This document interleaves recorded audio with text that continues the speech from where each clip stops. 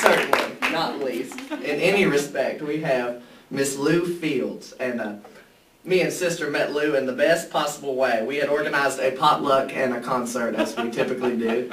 And Lou came strolling in with a family-sized bucket of KFC in her arms and a big old smile on her face, and she started walking around and talking to everybody and loving on everybody, and we just loved her from the second that we met her.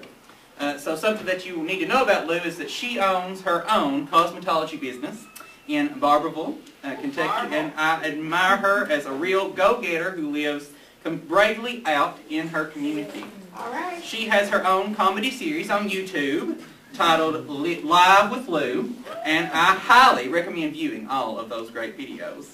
If you need a little laugh and be able to cut loose and get your panties out of your wad that you've got them in, Lord knows we all have that every day here at Berea College. Here's some wisdom, and you can get that from Lou on her show. So we gathered some wisdom from Lou's broadcast. We don't want to steal her thunder, but we just have a few select quotes we have to share with you from Lou. And one of them is, "I'm always a warrior, with or without face. But when I have my war paint on, I'm fierce. Always better to be remembered for something than nothing at all." And most importantly, for tonight's event, Lou has said, the discussion about city or country gets really intriguing. Nothing gets left unsaid. I would like to thank all of you that came out tonight, either for or against the ideology behind what we were doing here. I was born by the name of Christopher Fields. I always get asked that question. I always like to start out with that from the beginning. I now go by Lou Fields, and I'm very proud of my first name and my second one. People always get confused and they ask me questions like, well, what made you go through the transition? I am transgendered, and they always resort back to my mother, my father, my family. How did they take things? So to start, I will go back to my youth, my childhood. Because basically what happened in my family is my family had to grieve the loss of a son and gain a daughter. And for any father in Southern Appalachia, as you can imagine, that was very critical. My father, too, was also a Baptist preacher. So inside this home, I'm being taught that everything that I'm doing, every way that I believe is wrong, and that I should die, I should suffer. And with all of those things being said, I went through a very sad place in my life. I was probably in the 6th, 7th grade, something like that. And I was very confused about who I was. I had very severe identity issues. I battled anorexia because of wanting to be thin and present myself more femininely. Fortunately for me, one of the times when I was laying in my bed and praying that I would have some sort of notion from God on how I should move forward in my life, I was told that it was okay for me to be me, and I did. I sat down with my family on that very day and I said, either you're going to love me and accept me, or you're going to let me go and put me somewhere else. Tonight has been very difficult for me for a couple of reasons. So I helped raise my niece. She was diagnosed with pneumonia tonight. I was recently in an automobile accident in southeastern Kentucky, and I was hit head-on by a DUI driver, and this was 3 weeks ago. So to bring you from my past to my future and the battles in which I have fought and am still fighting, when I was hit, the officer that was at the scene was more concerned with my gender identity of my driver's license, my name, than arresting the gentleman who was admittedly on 4 types of medications and drunk. So my family has endured so much over this period of time that it's just been all about how are we going to accept, how are we going to move forward. I am very proudly country, by the way. I always say I'm country as cornbread and as high-end as a Chanel handbag. I like everything about media and the presence behind media. I own a salon which advocates for identity in my hometown of Barberville. I don't know if you are familiar with Union College at all. It's a very small city, Barberville is. I have dealt with more issues than people will ever realize, but I've handled them with courteous behavior, graciousness, and sometimes a little bit of bad language. I've always overcome and I've always persevered through a great community, and I think that's one of the best issues for all of us being here to realize through community we are strong. As a one person, we may have a loud voice, because trust me, I'm always on the front line of any picket group for race, gender, anything at all. I'm the first person that you'll see in any sort of marching for civil rights. But as a group, we are more powerful than we are as one. And I think that we falter a lot, even within our own community, to support each other, understand each other, and take the time to get to know each other and embrace each and every idea that we all have and try to move forward with each other. So me being here tonight, I just want to say that you know someone in your community that is in the youth that could be doing and going through the same thing that I am.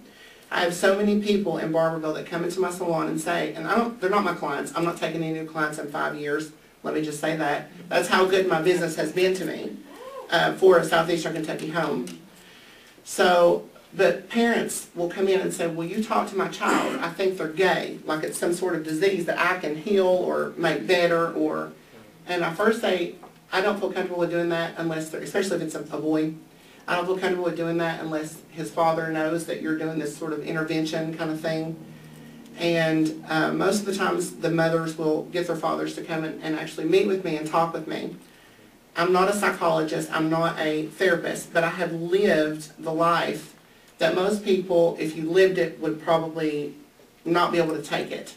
And all of us that have lived through the name calling and the battering, but something that someone in the trans community will know and feel more than anything that I've come to embrace is the term tranny. People look at that as a toxic way or a way to hurt me or belittle me, just like my name, Christopher. I have family members that think at family gatherings that by saying Christopher, that they're humiliating me or demeaning me in some way. I don't happen to talk about how large their asses are or anything else. I kindly give them a nod, acknowledge what they're saying, and maneuver myself right on through the business. Training, I look as a term of endearment now. And a lot of people in the trans community say, well, how is that so? I would proudly walk down the street anywhere because I've lived through it. And if I can change someone's mind in the way that I think, in the way that I feel, and the way they think, and the way they feel, I've done something. And I'm never one not to debate. People always say, well, do you only go to gay bars? I rarely go to gay clubs, but I do go to gay clubs because I am in the gay community. But where you will see me most in Lexington are at clubs like Trust, Cheapside. All of these club owners know me. They know that, I've been in that community for years. I actually have a place in Lexington. And through all of the issues that I have battled with, they mentioned my Live with Lou YouTube channel. That actually started for me to start a media base, and you all can see me at loufields.com, and they're building my website, and I was given the opportunity to meet with a reality show production team. So over the next couple of months, and since November of last year, I've been working with a development team. So hopefully people will get to see the way that people interact with people like me, people that are just like all of you. And the last thing before I'm closing, someone said to me once, and this really hit a nerve for me. I got an email and it said, Lou, I'm really upset and I don't know how to talk about this because you're a very good friend of mine.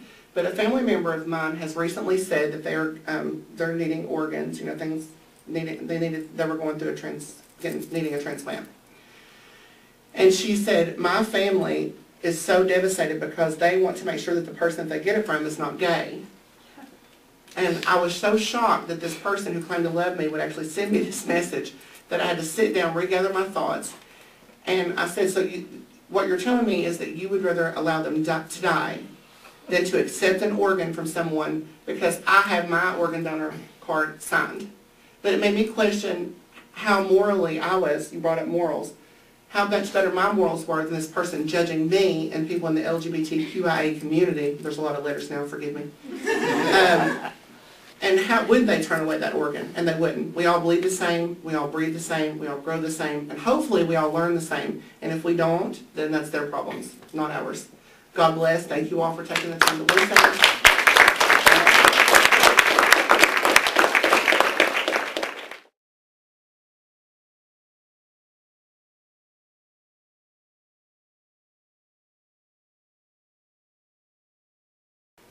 The first time I remember something was wrong and that I was actually identified by my father as having something wrong with me And my father is the only person in my family, by the way, that actually said to me, "You're not normal. Something's wrong with you." And I remember it, I was playing, well, all of my cousins were playing He-Man then, is what the big Atari game or something, I can't remember, God, I'm telling my age. So I went up to the TV and I kissed it. And my dad was so angry, and I couldn't have been more than 3 or 4 years old. And I remember I cried. I was like, why can't I kiss He-Man? You know? So all during that time, I struggled with, and I always wanted to wear girl clothes. I always identified myself as a girl, and I was confused in my mind how other people didn't see it. Like I didn't understand it. And then as I went through the process, luckily for me, I had a great support system, wonderful friends, and all of my friends I identify as family. All of my clientele at my businesses, I identify them as family. I identify all of you who have open hearts and open minds as family, and that's really how it should be. And I was blessed in such a small town. I mean, I remember wearing high heels to the 8th grade basketball games, you know. Were there gawkers? Were there haters? Of course there were. But I would just take it with a grain of salt and be like, you know, look at all these things wrong with you and not worry about it. So I helped raise she's now 8 years old, but she has grown up in a household where she understands that I am different, but you are to be proud of being different, and you are never to judge anyone. And she's in the elementary school system. I always get this question, well, how do people react when you go to these ball games?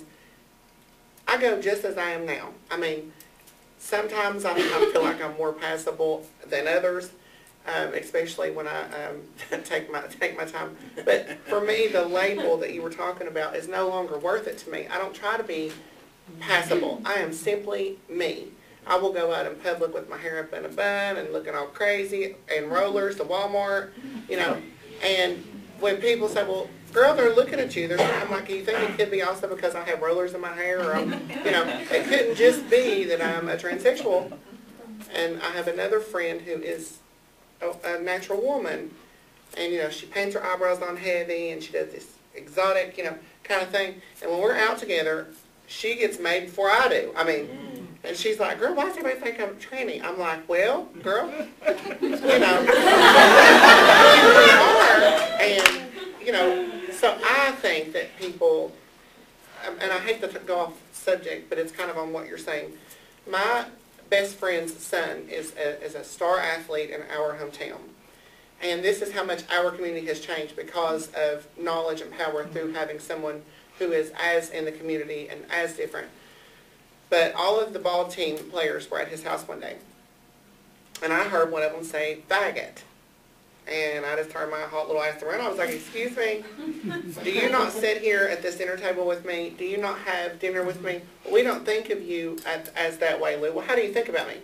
I mean, you can't separate, and that's one of the biggest problems that I have with people who are identifying with themselves. We are as one person.